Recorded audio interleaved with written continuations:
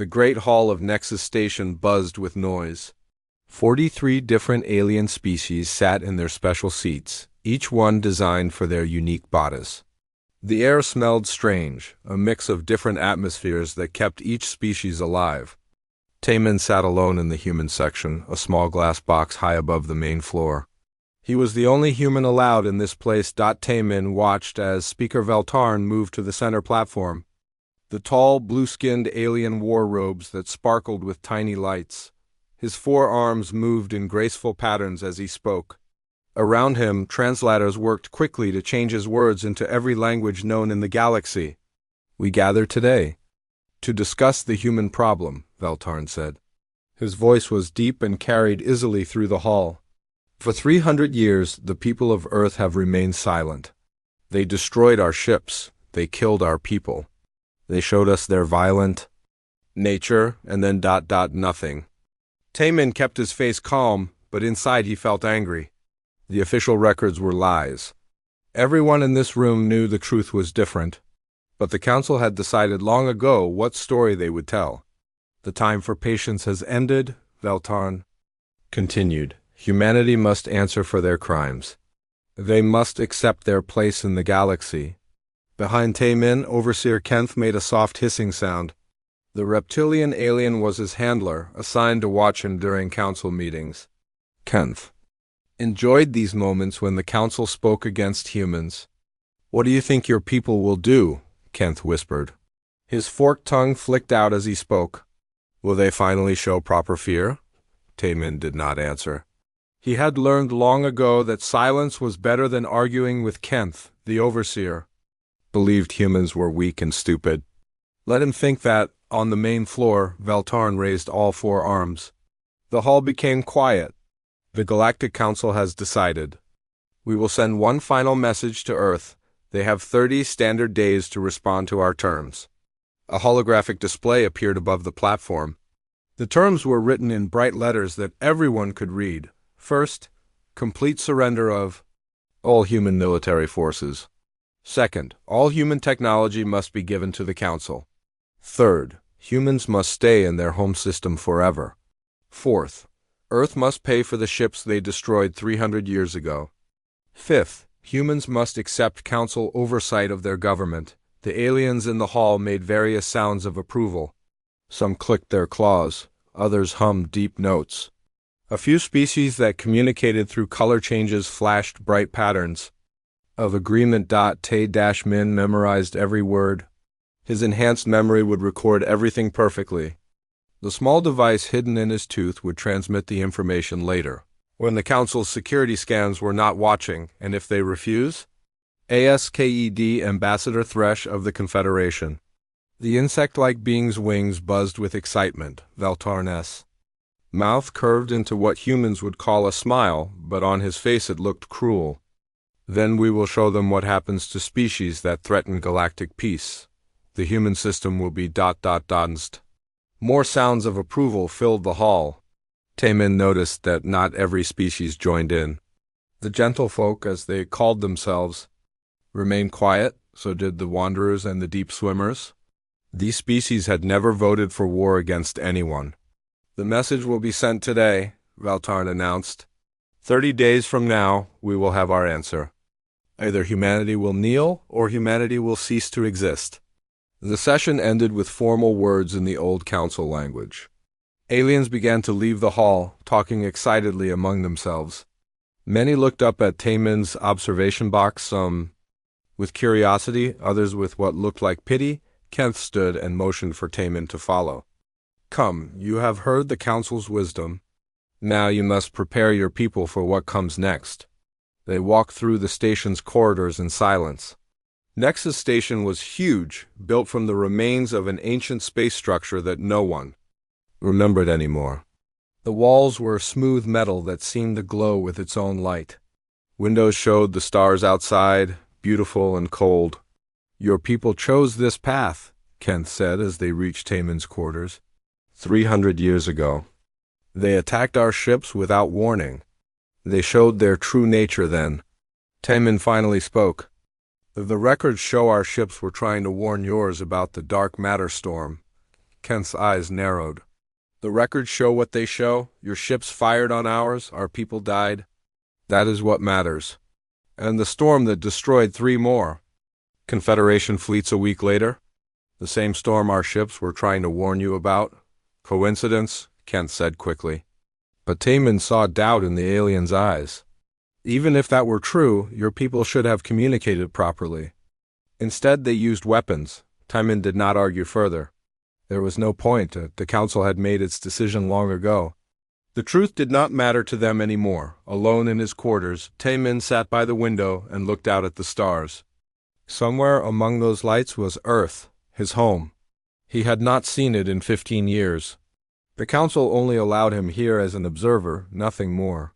He could watch their meetings and report back to Earth, but he could not speak for humanity. But watching was enough. For 15 years he had observed everything. He had learned their languages, their customs, their fears. He had seen which species were truly loyal to the council and which ones only pretended to be.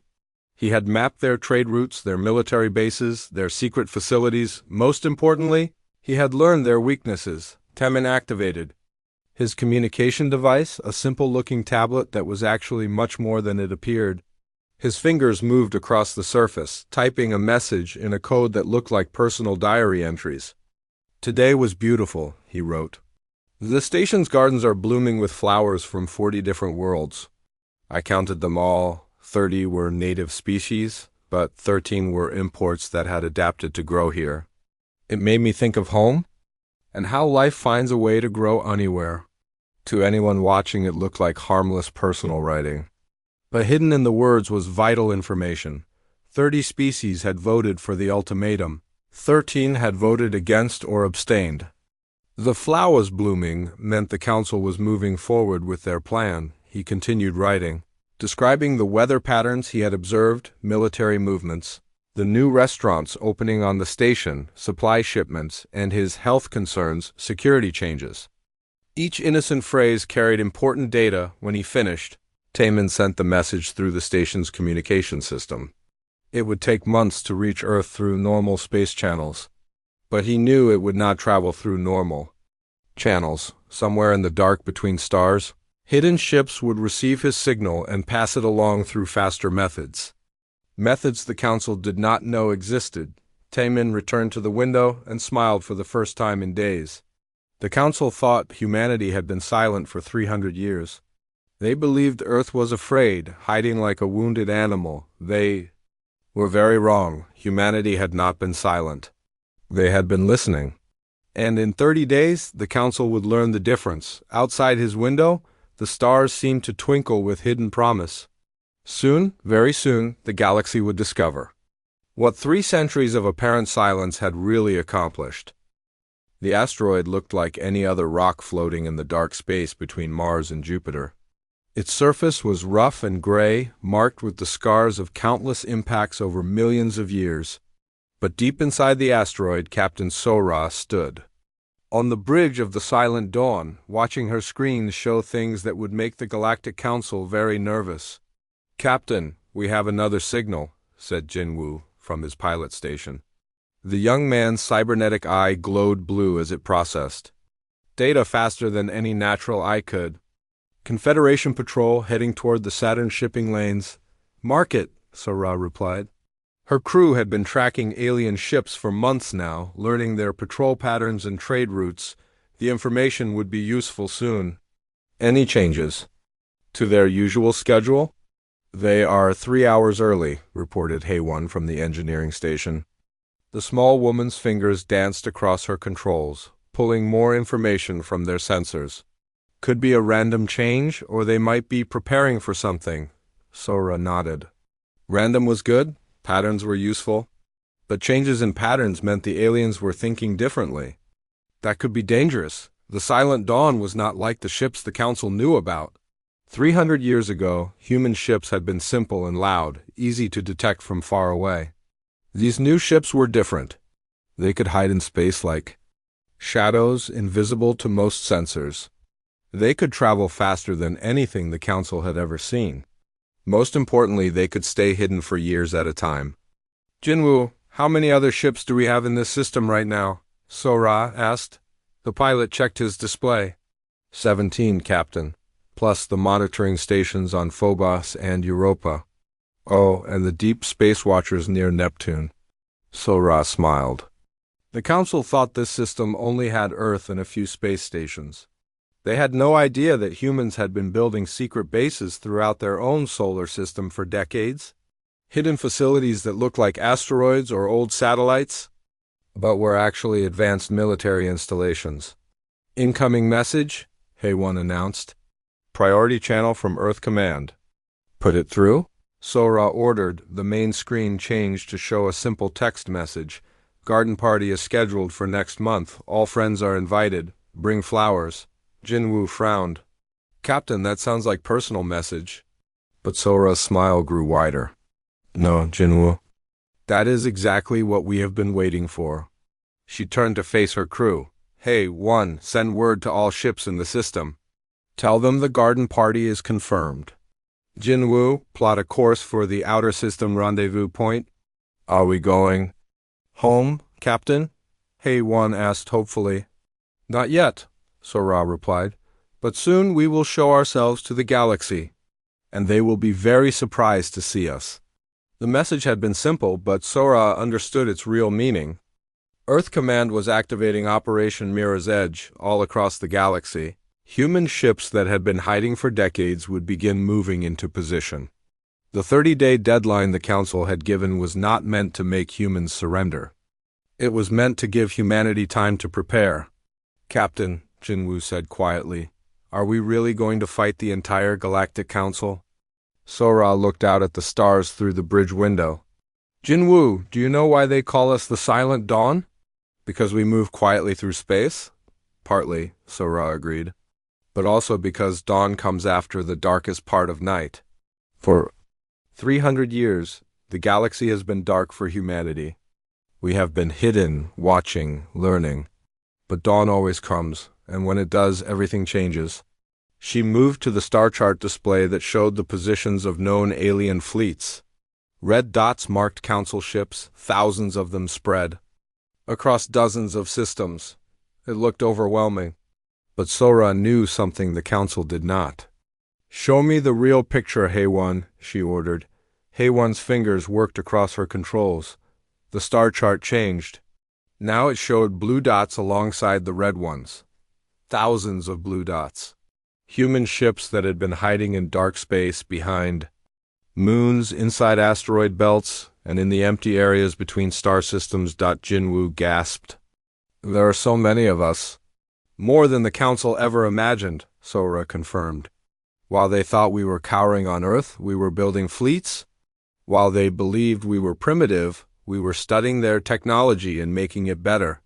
While they assumed we were afraid, we were preparing.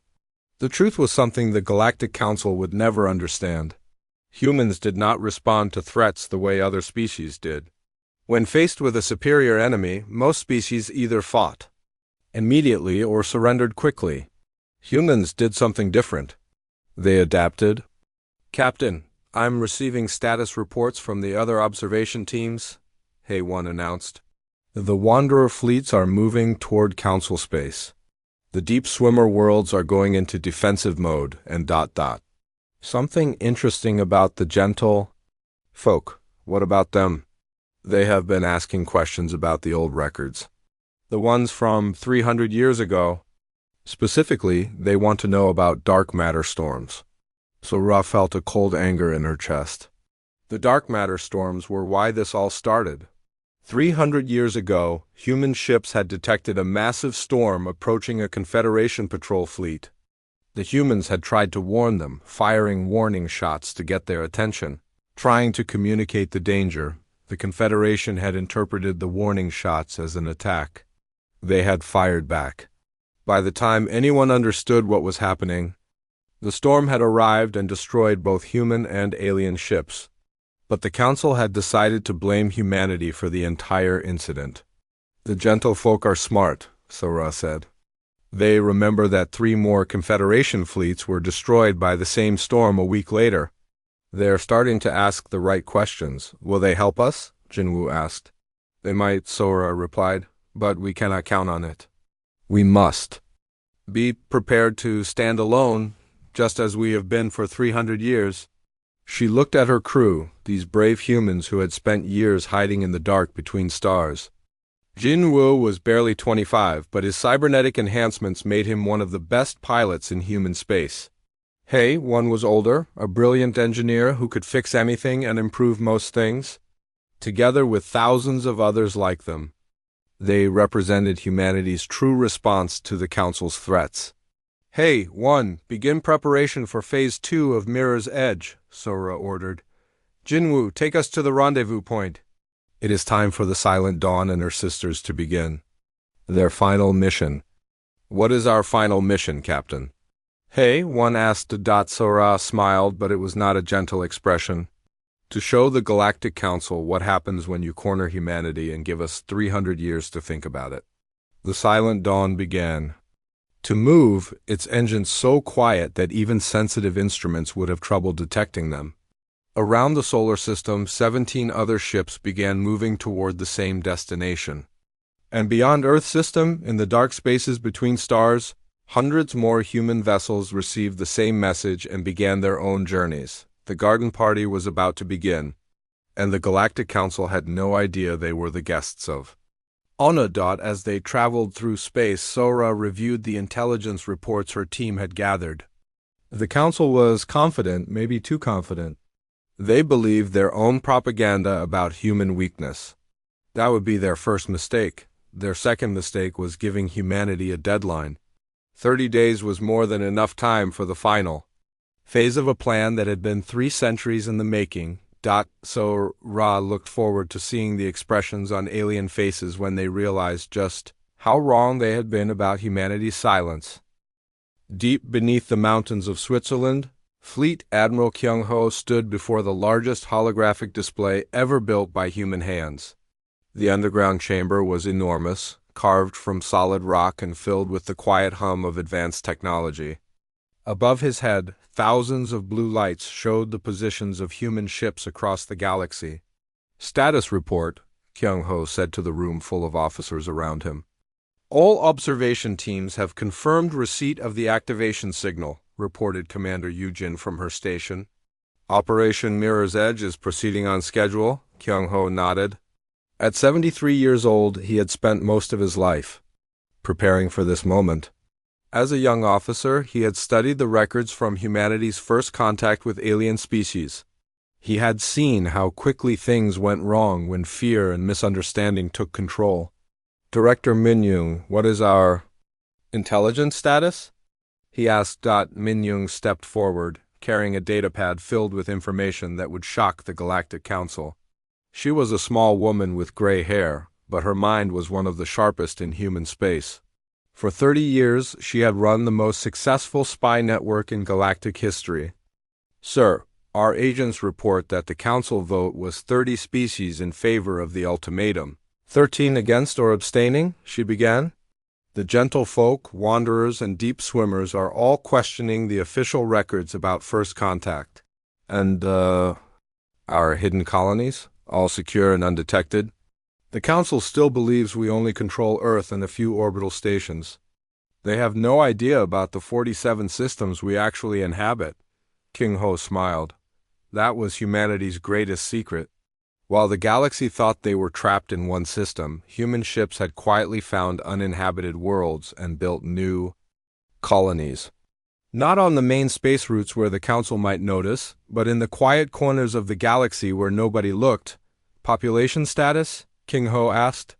Earth itself has 12 billion humans, Min-young replied. But across all our hidden worlds, we now have over 30 billion people. The Council thinks they are threatening one world. In reality, they are facing an empire. The numbers were impressive, but Kyung-ho knew that numbers alone would not win this conflict. What about our technology advantage? Chief Engineer Dongmin stepped forward. He was young for such an important position, but his work had revolutionized human technology. Sir, we have completed reverse engineering of all major Council technologies. In most cases, our versions are significantly improved. Show me, Kyung-ho ordered. The main display changed to show technical specifications. Human ships were now faster than anything the Council had. Human weapons were more powerful. Human shields were stronger. Most importantly, human stealth technology was completely unknown to the galaxy. The Council's sensor networks cannot detect our ships when we choose to remain hidden, Dongmin explained. We have been monitoring their communications for decades. We know their patrol routes, their military codes, their tactical doctrines. They know almost nothing about us. Almost nothing? Kyung Ho asked. Min Young answered. They know we existed 300 years ago. They know we went silent after first contact. They assume we are primitive and afraid. Every piece of intelligence they possess about us is either outdated or deliberately misleading. That had been the key to humanity's strategy. Let the aliens think what they wanted to think. Let them believe humans were weak and frightened. While they felt superior and safe, humans had been working. What about the other species? Kyung Ho asked. The ones the Council claims to have lost over the years? Min Young's expression became grim. We have confirmed survivors from 17 species that the Council reported as extinct. The Council has been systematically eliminating any species that questions their authority or poses a potential threat. Where are these survivors? Hidden on our colony worlds? We have been secretly rescuing them for over a century. The singing trees, the crystal builders, the star dancers, all species the Council claimed were destroyed by natural disasters or plagues? All actually murdered for political reasons. Kyung Ho felt the familiar anger rising in his chest. The Galactic Council presented itself as a force for peace and order in the galaxy. In reality, it was a system designed to keep certain species in power while eliminating any competition.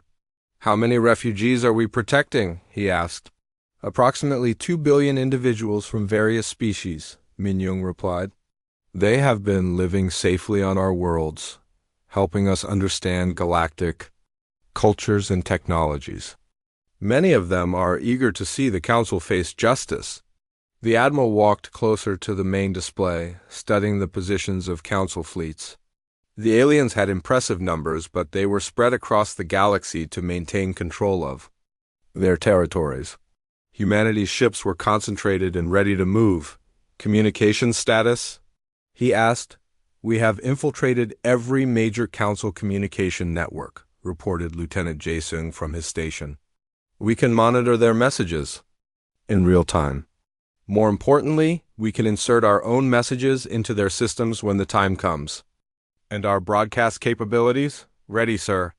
When you give the order, we can transmit to every inhabited system in the galaxy simultaneously.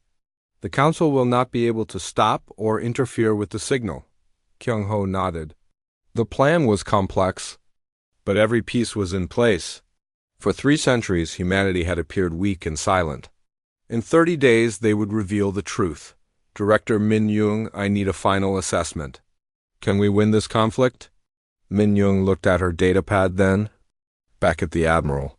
Sir, based on our analysis, the Council's military forces are impressive but not coordinated. Their species have different fighting styles and often poor communication between units. Their technology is advanced but standardized, making it predictable. And our advantages? We fight as one species with unified command. Our technology is superior in key areas. We know their capabilities while they know nothing about ours. Most importantly, we have spent 300 years preparing for this exact scenario while they have become comfortable and complacent. Your conclusion? If the conflict were purely military, we would win decisively. But, sir, I do not think this will be purely military. When the galaxy sees what we have accomplished, when they learn the truth about the Council's crimes, many species will change sides. The Council's greatest weakness is that their power depends on fear and lies.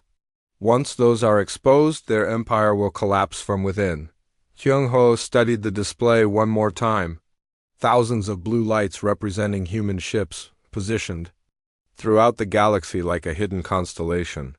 Each light represented years of careful planning, brave crews willing to spend their lives in the darkness between stars. and humanity's determination to never again be helpless in the face of alien aggression. Begin final preparations, he ordered. All ships are to move to their designated positions. All communications teams are to prepare the broadcast package. All intelligence assets are to gather final intelligence on Council fleet dispositions. Sir, Commander Yujin asked, what about Earth's response to the ultimatum? Kyung-ho smiled. Earth will respond exactly when we are ready to respond. The Council gave us 30 days. On day 30, they will receive their answer. He paused, looking around the room at the officers who had devoted their lives to this moment. Ladies and gentlemen, in 30 days the galaxy will learn that humanity's silence was not surrender. It was preparation. The Council wanted to know if we would kneel or fight. They are about to discover that we chose a third option. We chose to win. The room filled with quiet determination as humanity's finest prepared to end 3 centuries of imposed silence. Above them, the lights on. The display continued their slow dance, each one representing hope for a different kind of galaxy. 30 days had passed since the Galactic Council delivered their ultimatum to Earth. In the Great Hall of Nexus Station, representatives from 43 species waited to hear humanity's response. The air buzzed with excited conversation as aliens discussed what they expected to receive. Speaker Veltarn stood at the center platform, his forearms moving in satisfied gestures. Today we will finally hear Earth surrender, he announced to the assembly. 300 years of defiance will end with proper submission to galactic authority. Around the hall, most species showed agreement. The insect-like Confederation delegates clicked their claws rhythmically. The militaristic hegemony flashed colors of approval across their scaled skin. Even some of the smaller species nodded, though they looked less enthusiastic about the moment. In his observation box high above the main floor, Taemin sat quietly. Overseer Kenth stood behind him, practically vibrating with excitement. Your people have had enough time to consider their situation, Kenth hissed. Surely even humans are smart enough to recognize hopelessness when they see it. Taemin did not respond. He simply watched the main display, waiting for what he knew was coming. Incoming transmission from Earth, announced the station's communication. Officer, the signal is ... unusually strong. Veltarn's satisfaction grew. Put it through. Let us hear humanity's acceptance of their place in the galaxy. The main display activated, showing the blue and green world that was Earth, but instead of the expected message of surrender, something different appeared. The display filled with an image that made the entire assembly fall silent. Admiral Kyung-ho stood in full military dress uniform, behind him the flag of something called the Terran Federation. His face was calm, but his eyes were steel. Around him, the bridge of what was clearly a massive warship hummed with activity. Greetings, Galactic Council, Kyung-ho began. His voice was transmitted in every language simultaneously, reaching not just the Council Hall but every inhabited system in the galaxy. You demanded our reply. Here it is. Veltarn's forearms stopped moving. Around the hall, aliens shifted nervously in their seats. This was not what they had expected. 300 years ago, the Admiral continued, human ships detected a dark matter storm approaching your patrol fleet. We tried to warn you. We fired warning shots to get your attention.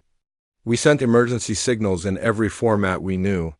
Your response was to brand us as aggressors and threaten our extinction. The hall erupted in confused sounds. Some species had heard different versions of this story, but the Council had always insisted the humans had attacked without provocation. You gave us a choice then, Kyung-ho said. Kneel or die. We chose a third option. We chose to disappear. The image changed to show star charts with thousands of blue lights scattered across the galaxy. Gasps echoed through the assembly as they realized what they were seeing. But we did not hide, the Admiral explained. We watched, we learned, we grew. While you debated our fate, we studied yours. Every weakness, every secret, every crime your Council has committed against innocent species. Now, the display showed images that made several alien delegations cry out in shock. Space battles where Council forces attacked fleeing ships, peaceful worlds being bombarded from orbit, species that were supposed to be extinct, but were clearly alive and living on unknown worlds. Veltarn found his voice. This is impossible. Earth has no ships. Earth has no colonies. Our surveillance? Your surveillance sees what we allow it to see? Kyung-ho interrupted. The image returned to his face. For 3 centuries, you have been watching empty space and abandoned facilities while we built an empire in the shadows. In his observation box, Tae-min stood and walked to the front of the glass barrier. Kent stared at him in confusion. Tae-min, what are you doing? The alien handler demanded. Instead of answering, Tae-min activated a small device on his wrist. His voice suddenly carried throughout the entire station. Council members, Tae-min said. My name is Captain Tae-min of Terran Federation Intelligence. For 15 years, I have observed your meetings and reported your plans to my government. Your security never detected me because we have been ahead of your technology for over a century. The hall exploded into chaos. Aliens jumped from their seats, security forces rushed toward the human section, and Kent backed away from Tae-min in shock. But on the main display, Admiral Kyung-ho continued his message. Your ultimatum demanded our surrender, he said. Instead, we offer yours. You have 7 days to dissolve the Galactic Council, release all client species from forced membership, and submit to a transitional government that represents all galactic species equally. This is madness, Veltarn shouted over the noise in the hall. You are 1 primitive species. We are 43 advanced civilizations. The display changed once more. Now it showed space around Nexus Station itself.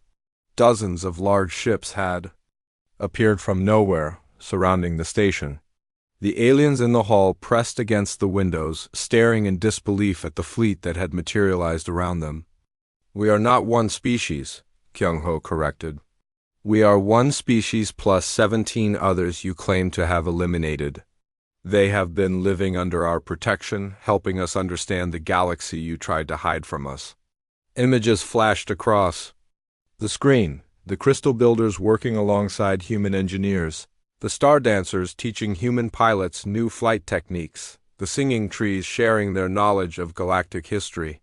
Your council's greatest weapon has always been fear, the Admiral continued. Fear of the unknown, fear of being alone in the galaxy. Fear of species that might challenge your authority. You used that fear to control others and eliminate anyone who questioned you. The noise in the hall had died down to shocked whispers. Many aliens stared at the display in growing understanding. Others looked at their neighbors with new suspicion, wondering which species had been lying about which facts. Refuse our offer, Kyung-ho said, and learn why humanity does not fear the dark between stars. We have made it our home. The transmission ended, but new images appeared on every screen throughout the station. Star charts showing human fleets in every major system. Communication intercepts proving the Council had lied about dozens of extinct species. Evidence of war crimes going back centuries. In the observation box. Security forces had surrounded Tae-min, but none of them seemed sure what to do. Their weapons were designed for station security, not for fighting what might be a heavily armed. Spy. Little quotes Tae-min, Kent whispered. What have you done? Tae-min looked at his former handler with something that might have been pity. I have done my job, Kent. For 15 years, my job was to watch and learn. Today, my job is to speak. He turned to address the entire assembly. My government has authorized me to begin negotiations with any species that wishes to join the transitional government. We are prepared to share our technology, our resources, and our protection with anyone willing to work toward a peaceful galaxy. And if we refuse, Veltarn demanded, then you will discover what 3 centuries of human innovation can accomplish, Tae-min replied calmly. Your ships cannot match our speed. Your weapons cannot penetrate our shields. Your sensors cannot find us when we choose to hide. And most importantly, your lies cannot survive contact with truth.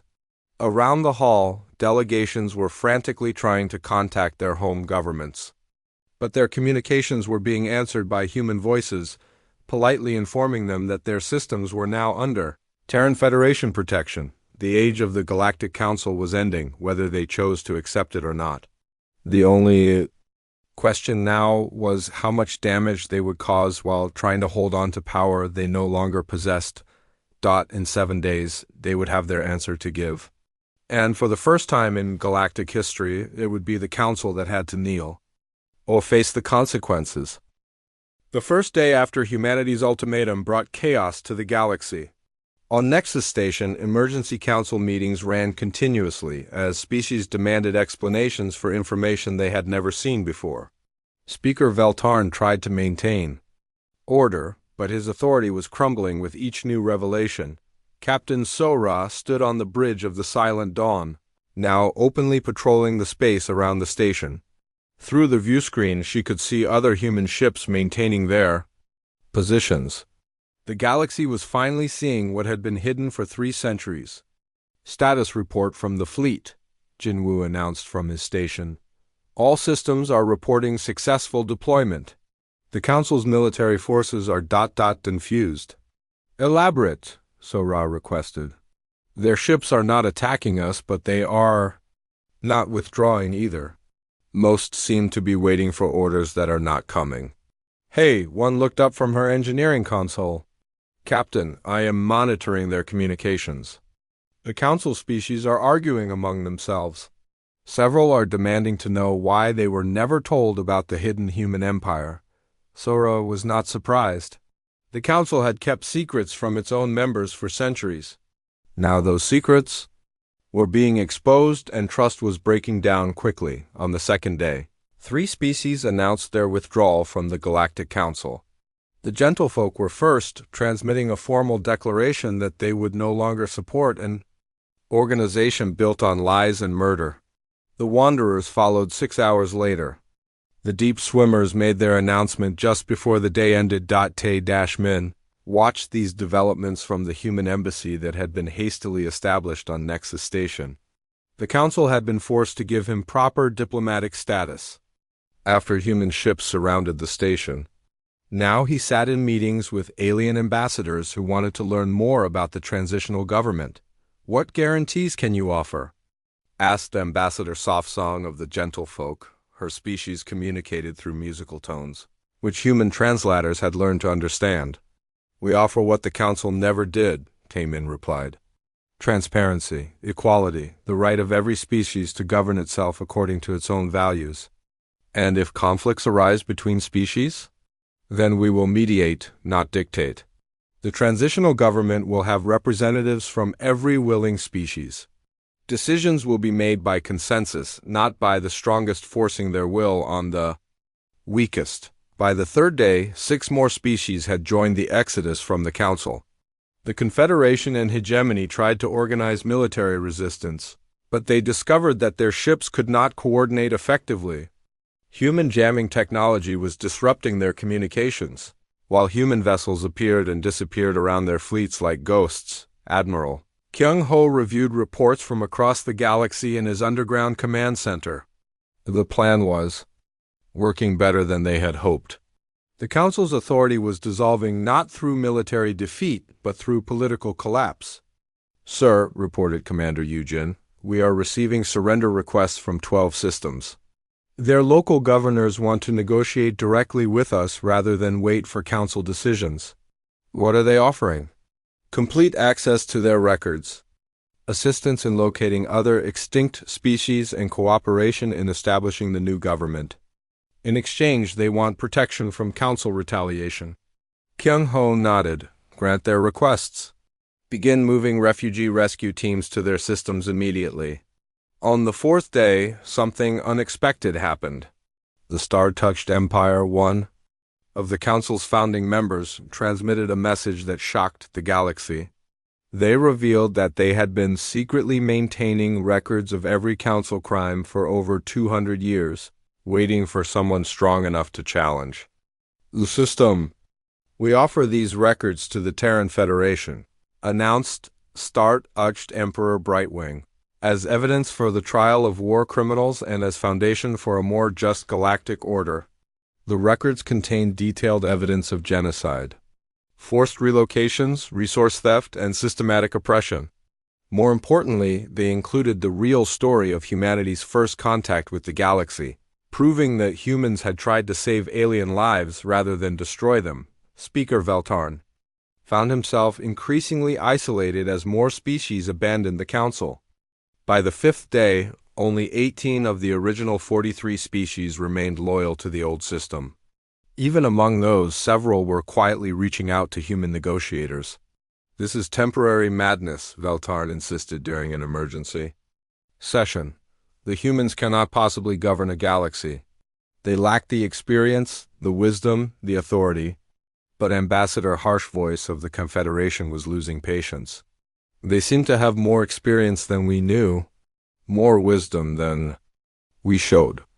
And their authority comes from strength, which is more than we can claim right now." On the sixth day, the breakthrough came from an unexpected source. The military commanders of the hegemony's fleet declared that they would not fire on human ships or the species under human protection. Their statement was simple but devastating to the Council's remaining authority. "We are soldiers, not murderers," General Stoneclaw announced. "The evidence shows that this Council has committed crimes against entire species. We will not be part of continued atrocities." Captain Sora received the news while coordinating with newly allied species near Nexus Station. The Singing Trees had sent ships to help establish communication networks. The Crystal Builders were sharing their advanced engineering knowledge. Species that had been hiding for centuries were emerging to help build something better.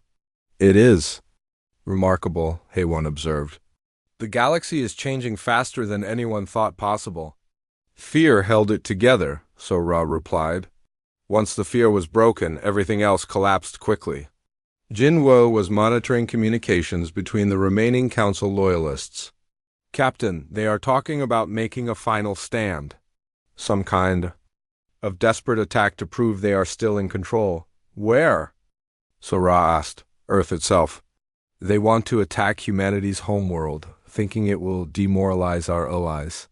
Sora smiled grimly. That would be the Council's final mistake. They still thought in terms of single-planet species, not understanding that humanity had spread across dozens of worlds.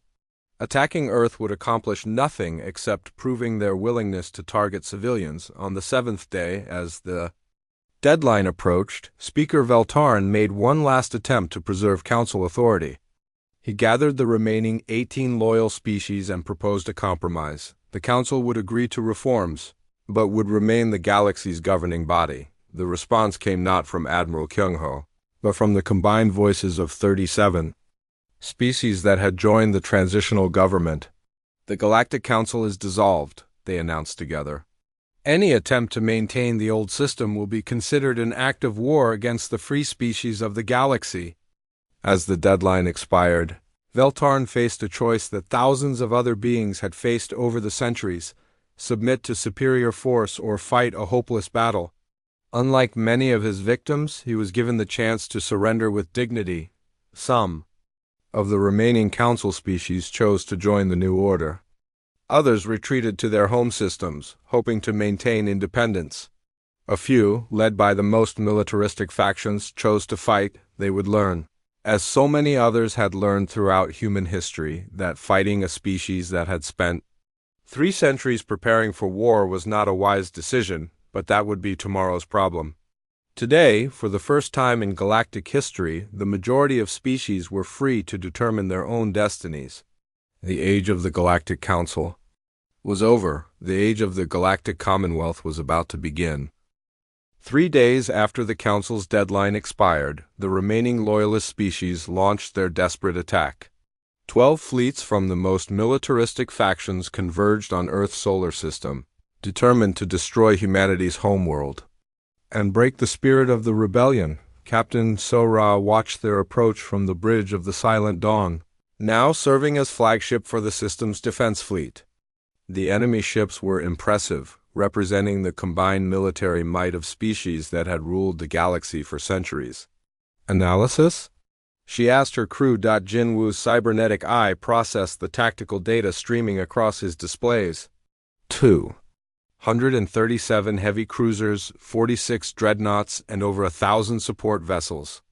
Their combined firepower could destroy a planet. If they could reach it, Haewon added from her engineering station. But they have to get through us first. The defending force looked smaller by comparison. Only 50 human ships were visible to the attacking fleets. What the enemies could not see were the 300 additional vessels hiding in the asteroid belt, behind Jupiter's moons, and in the dark spaces between planets. Admiral Kyung-ho's voice came through the communication system from Earth Command. All ships, this is Fleet Admiral Kyung-ho. The enemy believes they are attacking one world defended by a small fleet. Show them their mistake.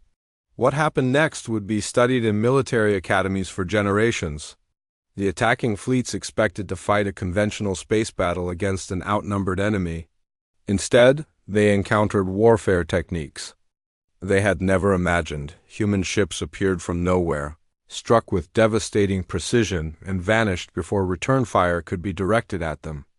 The attack formations that had worked for centuries against other species proved useless against opponents who refused to fight by traditional rules. Target their command ships first, Sora ordered. Disrupt their coordination. The Silent Dawn and her sister ships moved through the enemy formation like sharks among fish. Their advanced stealth technology made them nearly impossible to track. While their weapons had been specifically designed to penetrate council shields, within the first hour, 6 enemy dreadnoughts had been destroyed, and dozens of cruisers were drifting helplessly in space. The attacking commanders tried to adapt their tactics, but human intelligence had studied their methods for decades. Captain, Jinwoo reported, the hegemony fleet is trying to break away from the main group. Let them go, Sora replied. Our primary concern is the Confederation forces heading for Earth. The largest faction in the attacking force was led by Admiral Thresh of the Confederation, the same insect-like being who had enthusiastically supported the ultimatum to humanity. His fleet of 80 ships was making a direct run toward Earth. Hoping to breach the planet's defenses before human reinforcements could stop them, he was about to learn why that was impossible. Earth's defense grid was not visible to conventional sensors. Hidden installations throughout the solar system had been carefully positioned over decades, creating overlapping fields of fire that could protect the homeworld from any direction. When Admiral Thresh's fleet reached the edge of Earth's defensive perimeter, space suddenly filled with energy beams from dozens of hidden weapons platforms. The Confederation ships found themselves caught in a crossfire from sources they could not locate or target. Admiral, one of Thresh's subordinates buzzed frantically. We are taking fire from everywhere. Where are their installations? Find them and destroy them, Thresh ordered, but his fleet was already breaking apart under the coordinated assault. Meanwhile, Captain Sora was dealing with the remainder of the attacking force. The enemy had finally realized they were facing a superior opponent and were trying to retreat to regroup. Human ships pursued them relentlessly, ensuring that none would escape to threaten civilian populations. Haewon, how are our casualties? Reports? Sora asked. Minimal, Captain. 3 ships with minor damage, no lives lost on our side? The battle was demonstrating something that military theorists had long suspected, but never proven. A technologically superior force with better intelligence could defeat a much larger enemy with minimal losses. The attackers had expected to fight humans as they had fought other species. Instead, they faced an opponent that had studied their weaknesses for 3 centuries. By the end of the first day, the attacking fleets were in full retreat. Those ships that could still move were fleeing toward their home systems, carrying news of their devastating defeat. The others drifted in space, their crews awaiting rescue by human ships that offered medical aid even to their enemies. Admiral Thresh's flagship was among the disabled vessels. When Sora's boarding team reached his bridge, they found the Confederation admiral staring at displays that showed the scope of his defeat. How? He asked when Sora entered his command center. How did one species defeat the combined fleets of 12 civilizations? You fought the last war, Sora replied simply. We prepared for the next one. The political effects of the battle were even more significant than the military results. Across the galaxy, species that had been considering resistance to the new order saw what happened to those who chose violence. The human victory had been so complete, so overwhelming, that further military resistance seemed pointless over the following weeks. 8 of the 12 attacking species formally surrendered and requested to join the transitional government. They offered reparations for the attack and cooperation in building the new galactic order. The remaining 4 species retreated to their home systems and declared independence from all galactic government. Human negotiators made it clear that they would be allowed to govern themselves as long as they did not threaten other species. We are not conquerors, Taman explained to the assembled delegates on Nexus Station. We seek partnership, not domination. Any species that wishes to remain independent may do so, provided they respect the rights of their neighbors. The Battle of Earth, as historians would later call it, marked the end of organized resistance to the new galactic order. But more importantly, it demonstrated that the Terran Federation's military superiority came with restraint and mercy toward defeated enemies. Human ships provided medical aid to wounded alien crews. Human negotiators offered reasonable terms to surrendering species. Human colonies opened their doors to refugees from the chaos of political transition.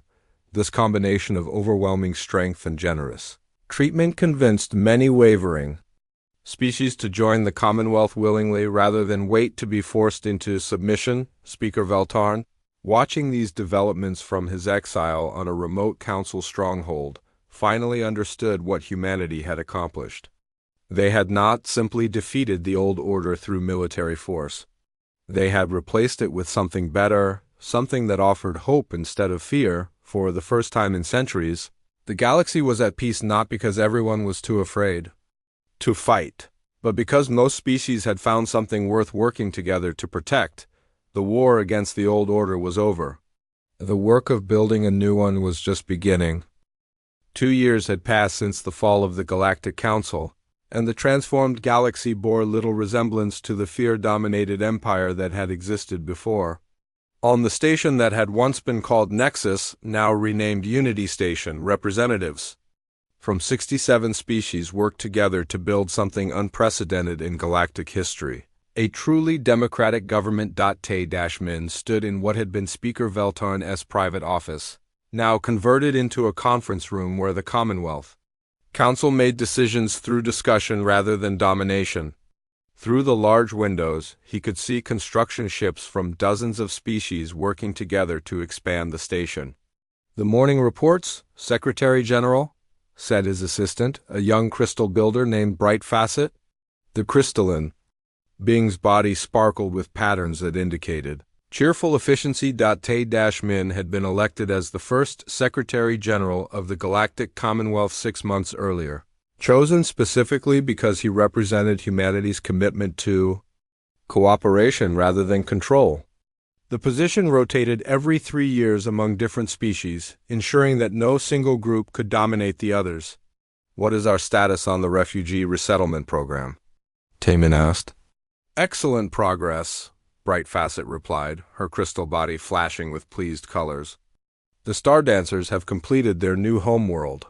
The Singing Trees have established 3 new colonies, and we have located survivors from 2 more species the old council claimed were extinct. This was perhaps the Commonwealth's greatest accomplishment. As human ships explored forgotten corners of the galaxy, they continued to discover species that had been hiding for decades or centuries. Each rescue mission brought new members to the growing alliance. Any problems to address? The usual growing pains. Some species are having difficulty adapting to democratic decision-making after centuries of authoritarian rule. The hegemony. Representatives still tend to issue orders rather than make suggestions. Taman smiled. Change was never easy, especially for species that had been powerful under the old system. But even the most hierarchical cultures were slowly learning that cooperation produced better results than coercion. A soft chime indicated an incoming priority message. The main display activated to show Admiral So-Ra, now serving as head of Commonwealth Defense Forces, transmitting from deep space. Secretary General, So-Ra said, "We have made contact with something extraordinary. You need to see this." The display changed to show a region of space that had been marked as empty on all known star charts. But it was not empty. Massive structures drifted in the void between stars, clearly artificial but built by no known species. Who built these? Taemin asked. "We are not sure yet," So-Ra replied. But Jin Woo detected faint energy signatures that suggest someone is still alive in there. "We are preparing for first contact protocols." This was exactly the kind of situation that the old council would have handled with military force first and questions later. The Commonwealth had developed different procedures, based on the hard-learned lessons of humanity's own first contact experience. "What are your recommendations?" Taemin asked. "I want to bring in a full diplomatic team," So-Ra said. "Representatives from multiple species, translators, scientists, and historians. If these beings have been hiding out here for centuries, they probably have good reasons to distrust organized galactic governments." Approved. "Take whatever time you need and whatever resources you require. If there are more species out there, we want them to know they have friends, not conquerors." The transmission ended, but Taemin continued to stare at the images of the mysterious structures. The galaxy kept revealing new surprises, reminding everyone how much they still had to learn about their cosmic neighborhood. A knock at the door interrupted his thoughts. "Come in." To his surprise, the visitor was Veltarn, the former council speaker.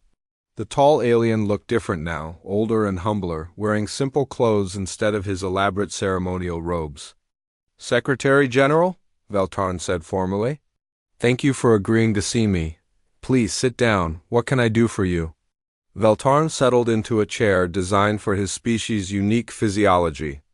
"I wanted to discuss the Truth and Reconciliation Commission. My testimony is scheduled for next week." The commission had been established to investigate the old council's crimes and help species heal from centuries of oppression. Unlike the military tribunals that might have been expected, it focused on understanding what had happened and preventing future atrocities rather than simply punishing past ones. "Are you concerned about something specific?" Taemin asked. "I am concerned about everything," Veltarn replied honestly. "For most of my life, I believed the Council's version of history. I thought we were bringing order to a chaotic galaxy, protecting civilization from dangerous primitives. Learning the truth has been difficult." Taemin nodded sympathetically. Many former council leaders were struggling with similar revelations. The commission is not about blame, Veltarn. It is about learning. But I bear responsibility for supporting policies that caused immense suffering. How do I reconcile that with my current position in the Commonwealth government? This was the central challenge of the post-council era. Many individuals who had participated in the old system were now working to build the new one. The Commonwealth needed their experience and knowledge, but it also needed to address the harm they had caused. "By doing better going forward," Taemin said simply. "By using your knowledge to help us avoid the mistakes of the past. By proving that people can change when they understand the consequences of their actions." Veltarna's forearms moved in. A gesture of gratitude. "You are more forgiving than I deserve." "I am not forgiving you," Taemin corrected gently. "I am giving you the chance to forgive yourself by making amends. That is something each person must do individually." After Veltarn left, Taemin returned to his work reviewing progress reports from across the Commonwealth. The transformation of galactic civilization was happening faster than anyone had expected, but it was not without challenges. Some species were struggling with the economic changes as trade networks shifted from extraction-based exploitation to mutual benefit arrangements. Others were having difficulty accepting that their former enemies were now partners in building a better future, but the successes far outweighed the problems. Scientific cooperation was producing technological advances that benefited everyone. Cultural exchange was creating new art forms and philosophical insights. Most importantly, Young people from different species were growing up seeing diversity as normal rather than threatening. A message from Earth Command appeared on his personal display. Engineer Haywan, now director of the Commonwealth's early warning systems, had completed the first phase of the Galactic Monitoring Network. We now have sensors positioned throughout the major spiral arms, her recorded message explained. If another dark matter storm approaches inhabited systems, we will have weeks or months of advance warning instead of hours. No species will face that danger unprepared ever again. Taemin smiled at the irony. The dark matter storm that had caused humanity's first contact disaster was now the inspiration for one of the Commonwealth's greatest achievements. The same event that had led to 3 centuries of conflict was helping to prevent future tragedies. As the day ended, Taemin walked to his private quarters through corridors filled with beings from dozens of different worlds.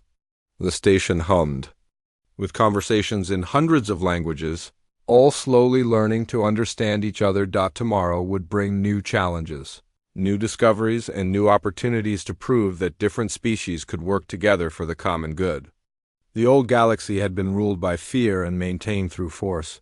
The new galaxy would be built on hope and sustained by choice. It was not perfect, and it would never be perfect. But it was better than what had come before, and it grew stronger every day. 7 years after the fall of the Galactic Council, Admiral Sora stood on the observation deck of the Commonwealth Pioneer, watching the most ambitious project in galactic history take shape. Around her, the combined engineering expertise of 73 species was creating something that would have been impossible under the old order. A permanent gateway between distant regions of the galaxy. Status report, she requested from her chief engineer. HFY War, now bearing the rank of fleet engineer, consulted her displays with the same careful attention she had shown years ago on the Silent Dawn. The quantum resonance field is stabilizing. The crystal builder's calculations were perfect as usual. We should have a stable connection to the Andromeda Scouts within the hour. Sora nodded with satisfaction. The Gateway Project represented everything the Commonwealth stood for. Impossible challenges overcome through cooperation, advanced technology shared freely among species, and exploration driven by curiosity rather than conquest through the observation. Deck's windows, she could see ships from dozens of different worlds working together. Human vessels with their sleek stealth technology worked alongside the massive construction platforms of the crystal builders.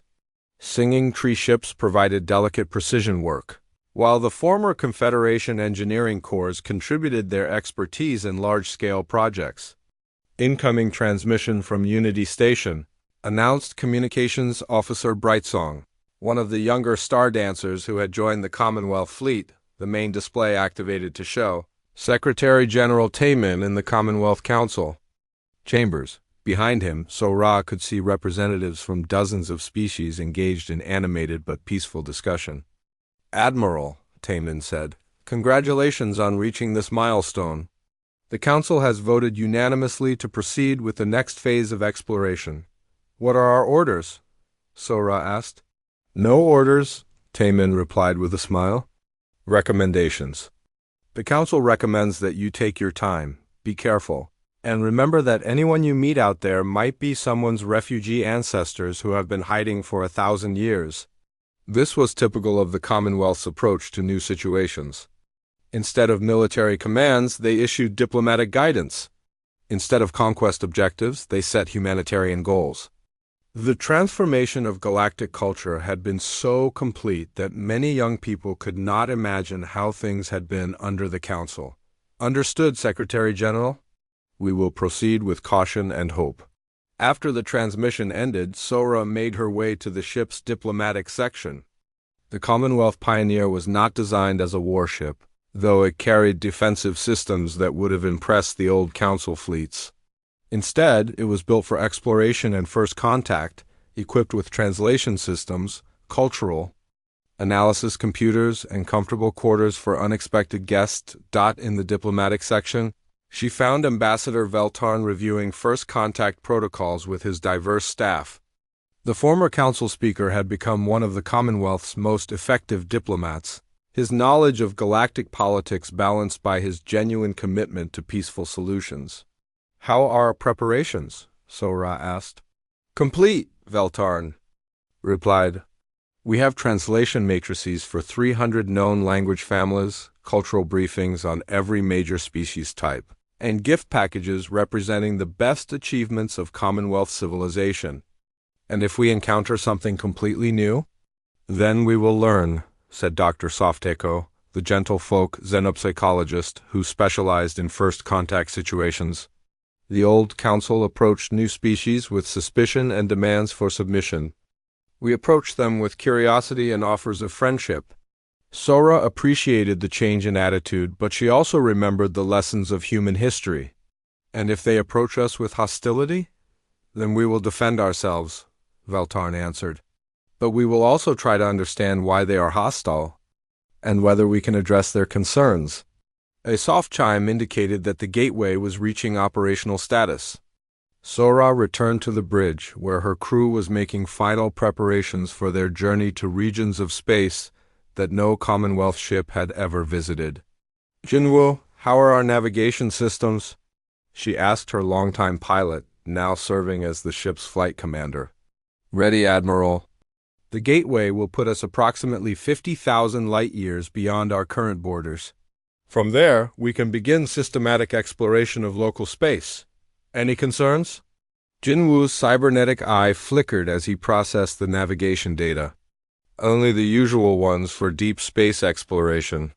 Unknown hazards, potential navigation errors, and the possibility of encountering something we are not prepared for. The same risks explorers have always faced," Sora observed. "The difference is that now we are not exploring alone." She was referring to more than just her crew. The Commonwealth Pioneer was the flagship of a small fleet that included ships from 12 different species. If they encountered problems, they would face them together. If they made discoveries, they would share them with everyone. "All stations report ready," Heywan announced from her engineering console. "Very well. Jinwoo, take us through." The gateway activated with a brilliant flash of light that briefly turned space around them into a tunnel of swirling energy. When the light faded, they were somewhere no one from their galaxy had ever been before. "Sensor sweep," Sora ordered. "Multiple star systems within range," Jinwoo reported. "Several show signs of artificial structures. At least 3 appear to have habitable worlds. Any immediate threats? None detected. But Admiral Da, I am reading energy signatures that suggest active civilizations. We are definitely not alone out here." Sora felt the familiar mixture of excitement and caution that came with significant discoveries. "Begin standard exploration protocols. Full scans of all systems, but maintain safe distances from inhabited worlds. If anyone tries to communicate with us, respond with peaceful intentions." Over the following days, the exploration fleet made remarkable discoveries. The region contained dozens of inhabited systems, most populated by species that had never been contacted by the old Galactic Council. Some appeared to be refugees from ancient conflicts, others seemed to be native to this region of space. The breakthrough came when they encountered a species called the Harmony Builders, who had been monitoring the galaxy through long-range sensors for centuries. They knew about the rise and fall of the Council, and they had been waiting to see what would replace it. "We greet the Commonwealth with hope," transmitted Elder Peace Singer of the Harmony Builders. "Your actions suggest that the galaxy has finally learned the wisdom of cooperation over conquest." The formal first contact took place on a neutral space station, with representatives from both the Commonwealth and the local civilizations. It was everything that humanity's first contact should have been: careful, respectful, and focused on building understanding rather than establishing dominance. "We offer friendship and knowledge," Ambassador Veltarn said during the opening ceremony.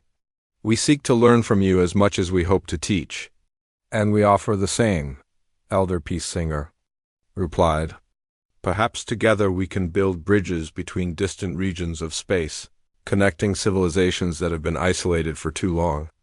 3 months later, Admiral Sora stood once again on the observation deck of the Commonwealth Pioneer, but now she was looking at something that would have seemed impossible during the Council era. Representatives from the local civilizations were working alongside Commonwealth engineers to build a permanent embassy station. The new station would serve as a gateway between two regions of space, allowing for cultural and scientific exchange across vast distances. More importantly, it would serve as proof that different civilizations could meet as equals and choose to work together. Jinwoo, Sora said to her pilot, prepare a message for Unity Station. Ready, Admiral? This is Admiral Sora of the Commonwealth Exploration Fleet. We are pleased to report successful contact with multiple civilizations in the outer regions. All species encountered have expressed interest in peaceful relations and cultural exchange. We are establishing permanent diplomatic facilities and expect the first exchange missions to begin within 6 months. She paused, thinking about how far they had all come since the dark days when the Council ruled through fear. More importantly, we have confirmed that the galaxy is far larger and more diverse than we ever imagined.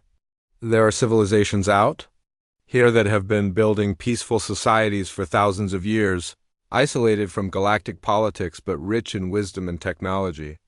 The Commonwealth's future is brighter than we dared to hope.